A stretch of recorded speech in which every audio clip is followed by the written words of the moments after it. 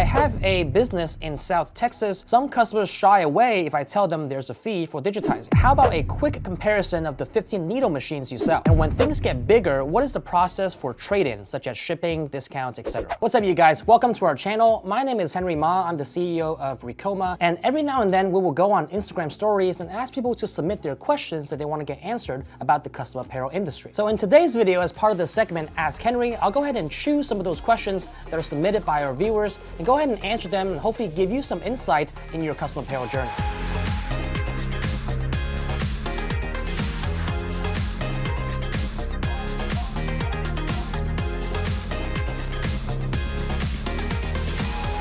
Before we get started, if it's your first time here, this channel is dedicated to teaching you everything you need to know about the custom apparel business, including tutorials or helpful business advice. And if you're here for the first time, make sure to subscribe to our channel so you keep up to date with the latest videos as soon as they come out. Also, if you enjoy content just like this, make sure to smash that like button and give this video a quick thumbs up, as it greatly helps out this channel. All right, so we have a great first question here, which is, I have a business in South Texas. What are your thoughts on other businesses around me who do not charge digitizing fees for logos? Some customers shy away if I tell them there's a fee for digitizing. So this is a great question, and one that a lot of embroiderers and apparel decorators come across. Whether you're doing embroidery or other forms of apparel decoration methods like screen printing or even sublimation, there is sometimes a setup fee associated with doing that job. In the case of whether or not you choose to charge a digitizing fee or a setup fee for your orders, it's really depending on your current business setup and the volume that your customers are ordering. For example, the way that I would think about setup fees and digitizing fees in general is that I would use them as an incentive to get customers to order more from me. These setup fees can range from $20 to $30 to upwards of $50 to set up a job for the right design and having all that artwork done prior to doing the actual production. But that fee can easily be waived as an incentive for the customers to order more from you. If you feel that businesses around you are not charging setup fees and waiving them instead so that they can have a competitive edge, you should consider doing the same only if you can incentivize your customers to order more. Sometimes for a small order, it might not make sense to waive a setup fee, because if they're only ordering one or two pieces or only a couple of pieces, it might not be worth the time to do that order without having a setup fee in place to compensate you for the time to set up the actual order. Instead, if you explain to the customer that if you order 10 pieces or more or 20 pieces or more, or whatever threshold you determine for your business, you can then waive the setup fee in return. That not only gives the customer a discount and an incentive for doing so, but you get more revenue on the back end. Instead of making $30 to $50 on the setup fee, you can make more on doing the customization of more pieces of apparel because your customers are ordering more in bulk. One final note on this is to be careful about waiving setup fees across the board. This is because for customers that are ordering in small quantities,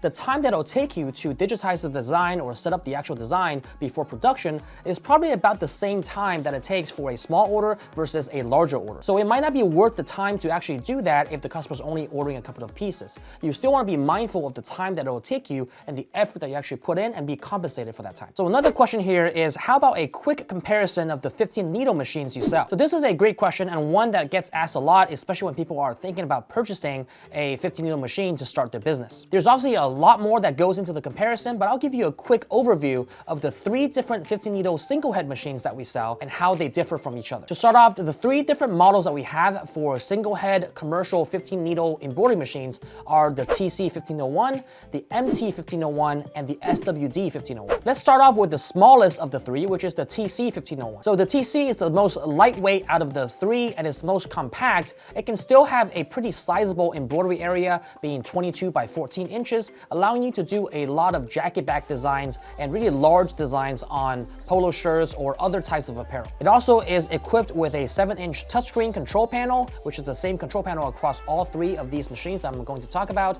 And it's lightweight enough, slightly over 200 pounds, to be able to be carried around by 2 people, whether you wanted to move around in your shop or move it to a different location. Now, with that said, the next level up would be the MT 1501. It is still a 15 needle single head commercial machine, has the same 7-inch touchscreen control panel that I just spoke about, but the major difference is that the clearance area underneath the head on the MT 1501 is larger and more conducive for bulkier items like jackets and bags. The MT 1501 has the exact same embroidery area as the TC 1501, 22 by 14 inches, patches, allowing you to do these jacket back designs and large designs that I just mentioned. Again, the major difference is in the clearance area of the MT1501. This prevents these bulkier items like duffel bags and jackets from rubbing against the side of the machine arms and potentially throwing it off of registration. It also allows easier access for you to insert these items into the machine after they've been hooped. And with only a couple of $100s in the price difference, some people will opt in to the MT1501 because they want that flexibility of being able to do bulkier items without much restriction. Lastly, the SWD1501 is the largest and bulkiest machine out of these three different single head models. The SWD1501 has the largest embroidery area not only out of these three different models, but also the largest embroidery area of any single head machine on the market. You can embroider up to 32 inches wide and 20 inches deep,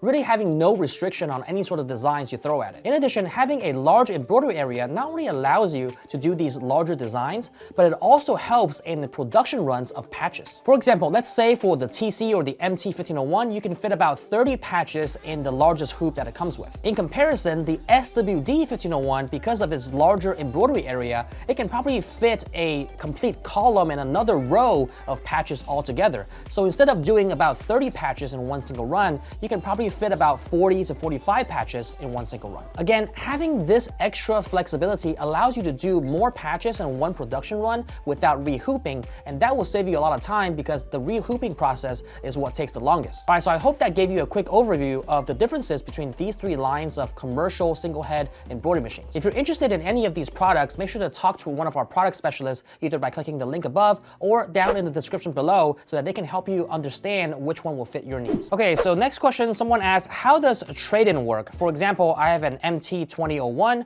and when things get bigger, what is the process for trade-in, such as shipping, discounts, etc.? That's a great question, and a lot of people ask that, especially thinking into the future of when they scale their business, how they can trade up to a larger machine. So essentially, the process works as follows. When you're ready for that trade-in, you can contact our team, take pictures of your machine, and with your serial number, we can determine what is the trade-in value for that machine depending on how well you've maintained it and what's the use since you've bought it. Then with that trade-in value that's been determined, it can then be applied to whatever machine you want to upgrade to. This is very much similar to buying a car. You go to the car dealership and then you trade in your old car for a new one, and depending on what model you trade it in for, you can get different values or better deals if you trade up for a larger upgrade. However, one thing I want to mention here about trade-ins is to be careful about just trading in your single head for a multi-head machine. For example, I see a lot of people asking, how can I trade in my single head machine for a 4 or 6 head machine? While on the surface, it seems like you're getting a huge upgrade from one single head to a 4 head or a 6 head and maximizing your production capabilities, it might not be the best option for you if you simply only have a 4 or a 6 head lying around. The reason might not be as obvious as you think. This is because if you only have a large multi-head machine such as a 6 head,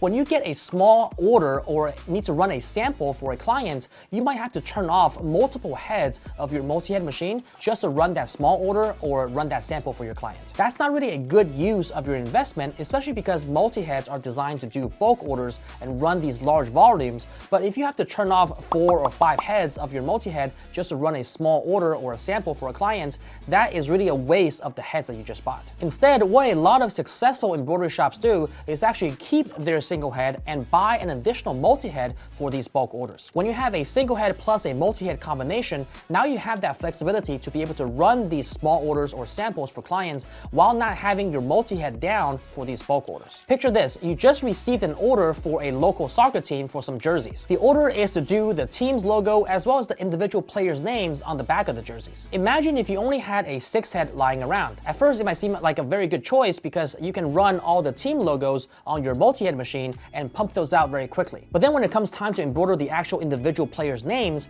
because they're all personalized and every name is different, you're not able to run your 6 head for all of these orders at the same time. Instead, you have to turn off 5 out of your 6 heads just to run the individual players' names and rehoop them every single time. On the flip side, if you actually had a single head machine plus a 6 head machine, you can actually run the team logo on your 6 head machine, and as they're being done, you can load them simultaneously onto your single head machine to get the individual players' names embroidered. This really helps to keep the production flow going without having your multi-head being down multiple heads because you've shut them down to run these small personalized orders. So next time you're thinking about a trade-in, definitely think about that as part of the decision-making process in whether you should keep your single head around or trade up to a multi-head. All right, so that's all I have for you guys for today. If you didn't get your question answered, make sure to follow us on Instagram so that you can submit your question the next time we asked on Instagram stories. If you enjoyed this content, I would greatly appreciate it if you give this video a quick thumbs up. It will greatly help out this channel. Also, make sure to subscribe to our channel and hit that little bell icon to be notified as soon as new videos are released. If you have any questions or comments about the things that we just talked about, make sure to comment down below and I'll answer them for you. And finally, make sure to follow us on all of our social channels down below. We're pretty active on Facebook, on Instagram, as I mentioned before,